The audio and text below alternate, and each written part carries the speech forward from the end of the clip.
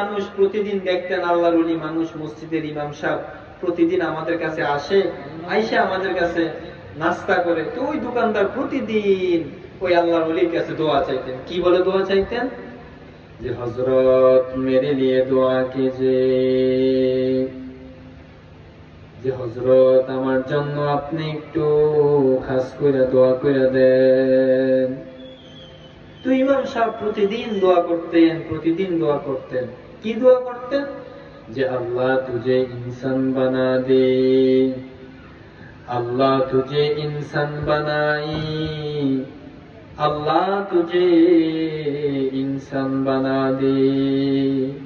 আল্লাহ যেন তোমারে মানুষ বানায় দেয়। কি বানায় দেয় আমার ভাই? মানুষ বানায় দেয়। এভাবে 1 বছর 2 বছর কাটার পরে দোকানদারের মেজাজ গরম হয়ে গেল।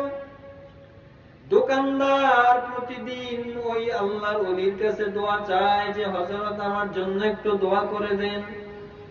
আর আল্লাহর ওলি প্রতিদিন দোয়া করে আল্লাহ যেন তোমাকে মানুষ বানায় দেয়।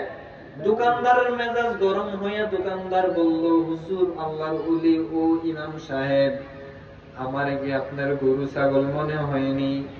নাকি আমি পশু, নাকি আমি কুকুর, নাকি আমি ছাগল, নাকি আমি গরু? প্রতিদিন আপনার কাছে দোয়া চাই, প্রতিদিন আপনার কাছে বলে আমার জন্য একটু দোয়া করেন। আর আপনি প্রতিদিন আমার জন্য দোয়া করেন আল্লাহ তুঝে ইনসান বানা দে। আমি কি গরু ছাগল নাকি মিয়া? প্রতিদিন আপনি আমার জন্য দোয়া করেন আল্লাহ যেন আমার মানুষ বানায় দেয়।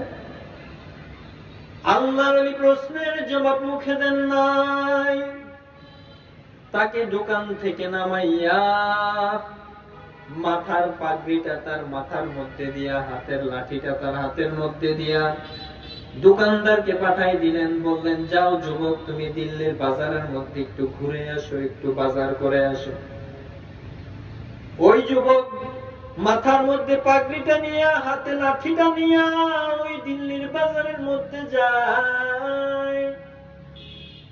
দিল্লির বাজারের মধ্যে যাওয়ার পর কাউকে সে ওই যুবক হাত দ্বারা মারতেছে, আবার কাউকে লাঠি দ্বারা প্রহার করতেছে, কাউকে আবার পা দ্বারা লাথি মারতেছে।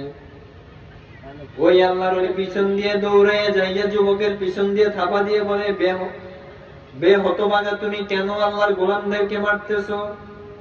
দোকানদার চোখের পানি ছেড়ে দিয়ে বলে, আল্লাহর ওলি, আল্লাহর কসম, দিল্লির বাজারের মধ্যে আমি একজনকেও